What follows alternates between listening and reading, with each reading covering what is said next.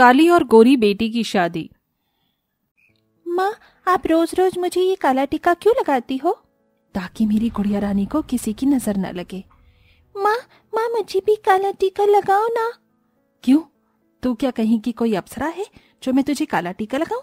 भगवान ने तुझे खुद इतना बड़ा काला टीका बनाकर भेजा है, तुझे भला काले टीके की क्या जरूरत है? इतना कहकर आशा अपनी छोटी बेटी खुशबू को गोद में उठाकर वहां से ले जाती है। अपनी माँ की ऐसी बातें सुनकर बेचारी ज्योति रोते हुए घर के दरवाजे पर बैठ जाती है और ऐसे ही रात हो जाती है। रात होते ही जैसे ही महेंद्र घर में घुसता है तो हे भगवान, घर में घुसा नहीं कि इस मनहूस को रोता हुआ देख लिया। इतना कहकर महेंद्र हॉल में जाकर बैठ जाता है। अरे इस घर में कोई मुझे खाने देने वाला है या नहीं? भूख के मारे जान निकली जा रही है।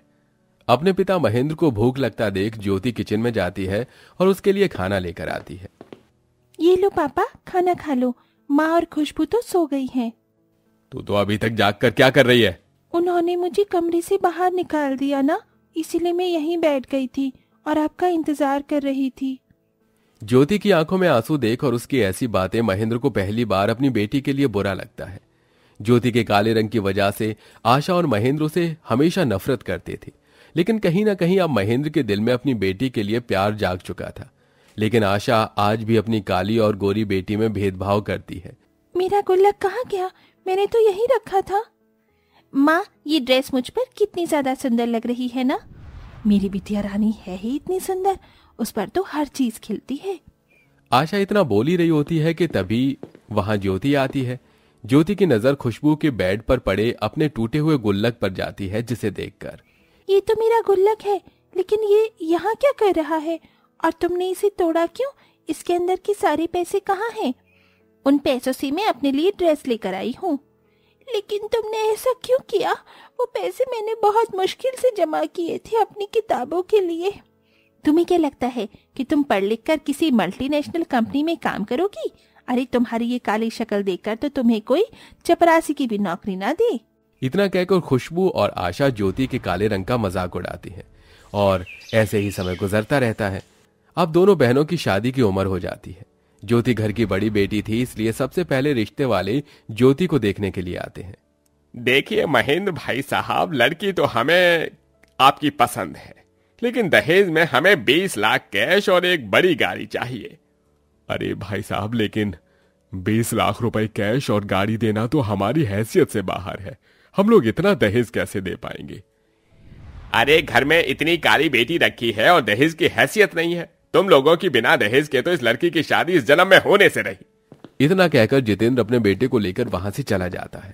काश मैं इसे पैदा होते ही मार देती तो आज मुझे ये दिन न देखना पड़ता। अपनी माँ के ऐसे ताने सुन ज्योति रोते हुए अपने कमरे में चली जाती है। हे भगवान, तूने मुझे आखिरकार काला क्यों बनाया?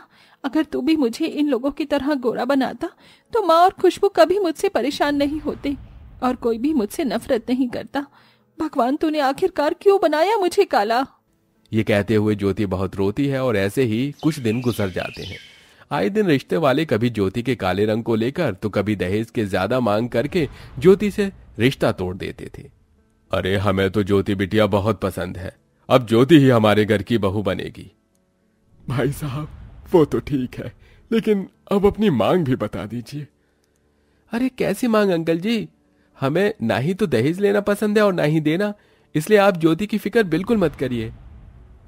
चिराग काफी पढ़ा लिखा और एक अच्छा लड़का था, इसलिए वो बिना दहेज के ही ज्योति से शादी करने के लिए तैयार हो जाता है, जिसे देख खुशबू भी अपने बॉयफ्रेंड वंश के बारे में घर में सबको बताती है, जिसे सुनकर सभी लोग बहुत खुश होते हैं और अब एक ही दिन दोनों बहनों की शादी तय हो जाती है। ये क्या खुशबू, तू अभी तक तैयार नहीं हुई? देखो ना, मेरे रूम का एसी खराब हो गया है। इतनी गर्मी में मैं तैयार कैसे होंगी? अरे तो इसमें इतना परेशान होने वाली कौन सी बात है? मैंने तेरे लिए एसी वाला पार्लर बुक कर दिया है। अब तेरी शादी होने तक तू उसी पार्लर में तैयार होगी। और ये देख, मैं तेरी हल्दी के लिए कितना सुंदर लहंगा लेकर आई हूँ और साथ में तेरे मनपसंद फूलों की ज्वेलरी भी। माँ, मुझे भी खुशबू के साथ पार्लर जाना है ना तैयार होने के लिए, लेकिन आपने तो मुझे मेरी हल्दी की ड्रेस और ज्वेलरी तो दी ही नहीं। तू क्या करेगी हल्दी लगाकर? तुझे क्या लगता है तू अपनी इस काली बदसूरत शक्ल पर अगर हल्दी लगाएगी तो तू गोरी हो जाएगी? कौवा कितना ही नहा ले लेकिन कभी हंस नहीं बन सकता, समझी? खुशबू के पार्लर से आने के बाद बड़े धूमधाम से नाच गानों के साथ उसकी हल्दी की रस्म की जाती है। वहीं बेचारी ज्योति ये सब देख कोने में खड़ी होकर रो रही होती है। न जाने भगवान है मेरी किस्मत में क्या क्या लिखा है। मैं दुनिया की पहली लड़की हूँ जो अपनी हल्दी के रस्म में भी इस तरह रो रही हूँ। इससे अच्छा तो मुझे भगवान अनाथ ही पैदा करता। दोनों बहनों की मेहंदी की रस्में होती हैं। आशा खुशबू को मेहंदी लगाने के लिए शहर की सबसे अच्छी मेहंदी आर्टिस्ट को बुलाती है। वो मेहंदी आर्टिस्ट खुशबू की बहुत सुंदर मेहंदी लगा रही होती है कि तभी वहां ज्योति आती है। खुशबू, तुम्हारी मेहंदी कब तक पूरी होगी? मुझे भी मेहंदी लगवानी है। खुशबू, ये लड़की कौन है? बदकिस्मती से ये मेरी बहन है। तू अपने हाथों पर मेहंदी लगाकर क्या करेगी? वैसे भी तेरे इन काले हाथों पर मेहंदी का रंग तो चढ़ने से रहा। खुशबू की ऐसी बातें सुन सभी लोग हंसने लगते हैं। वहीं बेचारी ज्योति अपने कमरे में आ जाती है। सबके जाने के बाद बची हुई मेहंदी लेकर ज्योति अपने हाथों पर लगाने लगती है और रोते हुए अपनी मेहंदी की रस्म को पूरा करती है। ये देखो खुशबू बेटा, मैं तुम्हारे लिए कितना प्यारा गुलाबी रंग का लहंगा लेकर आई हूँ। ये लहंगा तुम्हारे गोरे रंग पर बहुत खिलेगा। और ये ले, तेरे लिए ये साड़ी है। माँ, आपने खुशबू को शादी के लिए इतना सुंदर लहंगा दिया और आप मुझे ये साड़ी दे रही हो। शादी में तो हर कोई लड़की लहंगा पहनती है ना, क्योंकि हर लड़की तेरी तरह दिखने में काली चुड़ैल नहीं होती है, समझी? अब खड़ी खड़ी मेरी शक्ल क्या देख रही है? जा, वरना ये साड़ी भी तुझे पहनने नहीं दूंगी।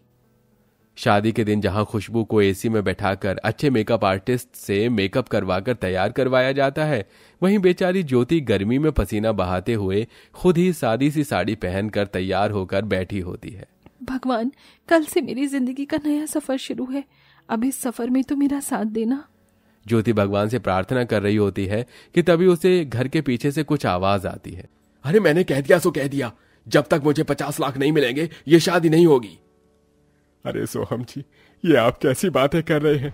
50 लाख रुपए जितनी बड़ी रकम मैं कहां से लेकर आऊंगा? अरे मेरी बेटी की इज्जत का सवाल है। अगर मुझे आधे घंटे में पैसे नहीं मिले तो मैं बारात को लेकर वापस चला जाऊंगा। वंश के पिता सोहम महेंद्र से दहेज की मांग कर रहे होते हैं, जो महेंद्र के लिए देना इस वक्त नामुमकिन था। यह सब ज्योति अपने कमरे में देख लेती है और अपनी समझदारी से इसका वीडियो भी बना लेती है और जल्दी से महेंद्र और सोहम के पास जाती है। आपको शर्म नहीं आती ऐसे खुले में दहेज मांगते हुए? जानते भी हैं अगर पुलिस को पता चल गया तो क्या होगा? पुलिस को पता भी चल गया तो पुलिस क्या ही कर लेगी? कोई सबूत है तुम्हारे पास? सोहम की आवाज सुन ज्योति उसे अपना बनाया हुआ वीडियो दिखाती है, जिसे देख सोहम डर जाता है। तभी वहां खुशबू, आशा, वंश और काफी लोग भी आ जाते हैं। ये सब यहाँ क्या हो रहा है? क्यों वंश, तुम तो खुशबू से प्यार करती थी ना? तुमने भी तो अपने पिता को दहेज देने से मना क्यों नहीं किया?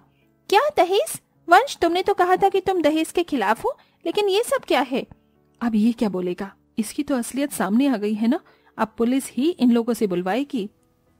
नहीं नहीं, ऐसा मत करना, वरना हमारी बहुत बदनामी होगी। खुशबू, मुझे माफ कर दो, मुझसे सच में बहुत बड़ी गलती हो गई।